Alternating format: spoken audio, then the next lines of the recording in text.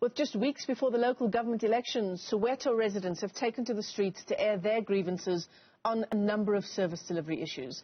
So if the election is an opportunity for voters to express their grievances through the ballot box, does this increase in protests mean that voters have lost interest in democratic participation?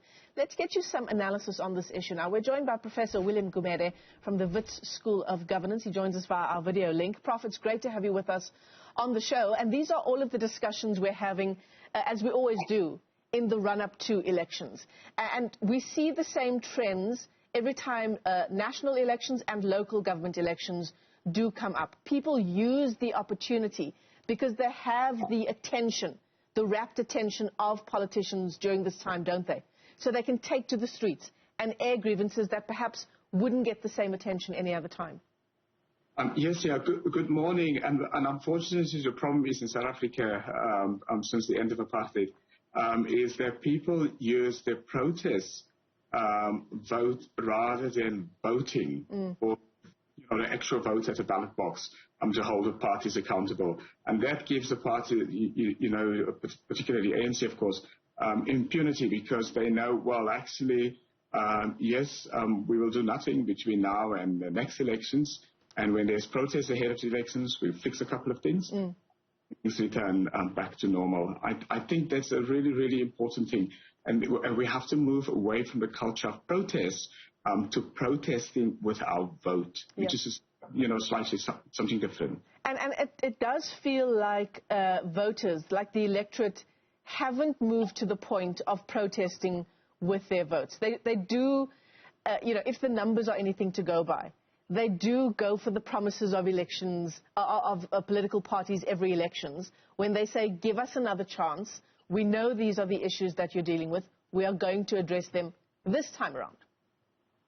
Yes, and again, it's unfortunate because it's going to be, the only way to hold any party accountable in any country is not to vote for that party or a candidate that did not deliver, to vote for someone else. That is really where the real accountability is coming into. And again, it is, I guess, it's not only the voters' fault. And I think maybe it's also civil society. It's all of us, all of society. There's the idea of voting and the power of the vote. I think, we've sort of done much more education to show, well, if you vote for another party or another candidate, even if you don't like their candidate, even if you don't support their candidate, what it means is that's the only way actually of your own candidate who did not deliver or your own party did not deliver accountable. So, Prof, we've seen this happen in many countries around the world, haven't we?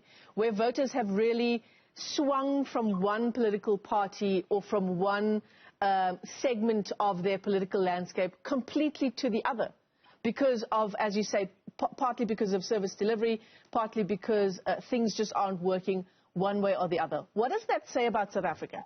That our voters are not, shall we say, brave enough to change their vote entirely from the party that they've been voting for, if indeed that party has not delivered, to a completely different political party, even if I don't like the particular people in that party? Absolutely. It seems like, that we look at our parties almost, football teams, like a soccer team, a rugby team, like a Kaiser Chiefs or a Pirates. The people think they must support their party through thick and thin. Now, that's the wrong way of looking at political parties. If you're going to do that, you're really going to be in trouble. And, the service delivery, this morning, when I was just listening, municipalities across the country, waste, corruption, lack of service delivery. And that is because people do see their parties as, you have to support this party for life, ANC for life or IFP for life. And it really is our problem in South Africa that we really have to get over. So how do we understand where that problem comes from? Obviously, there's a commitment to a certain political party, of course, because, whether it was the liberation movement or whatever else it might be, whatever role that party may have played in our own democratic journey as a country. How do we understand that psychology of voters, and how do we get it to change? Is it in our best interests as a country for that to change? It's in our best interest for it to change, absolutely, because, if we don't change that, we are going on the slippery slide. We're in a decline. Where we were in 1994 and where we are now, it's just been, the country's worse on every level. The infrastructure is not working. Jobs, growth, housing, education, health, everything, have just gone down. And it is going further down unless we make a change. So the change will only happen when we have the, political culture change, where people will decide. The moment South Africans decide, well, actually, we're going to vote for another party, even if we don't like the party, that is the moment of change. This country will immediately change. Accountability will be immediately. Now, unfortunately, we have what we call a liberation political culture. So many African countries will have this kind of culture where people support one political party, and two things happen for people to change. One, it gets so absolutely terrible, really terrible. Everything falls apart. And then, people slowly change. The second way that people change is generational change, new generation. And I think we are getting there in South Africa now. We've got a whole new generation who, when they were born, they saw the ANC only as a failed party, so they were not part of the apartheid era. So that demographic change normally changes also with the political landscape. The only danger in South Africa right now is there's a whole lot of people who don't want to vote. They're so angry, let's say, against the ANC, then instead of using their vote to protest the vote for another party, they actually they don't vote, which means the same party and candidates get back into power in people's vote. Is there a way for those of us who are legacy voters, shall we call them legacy voters, is there a way for us to, we still give our vote to our party of choice in national elections perhaps, but at the municipal level, because there is such profound dysfunction at municipal level, it really is about the bread and butter issues of the community that you live in. Is that the opportunity, perhaps, if you're not ready to change your national vote, to perhaps there change it?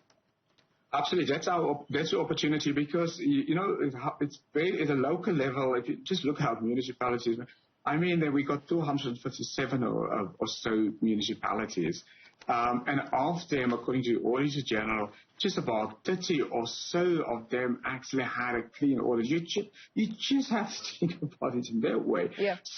So important that people at that local level vote for competent people at their points, because if they don't do it there, they're not going to get, water running locally, the potholes cleaned or fixed, or the dirt cleared, and the security in their local area is not going to change. It's there that they really have to make a difference. The problem at the local level is people still vote. Say, for example, your little dip of your local area.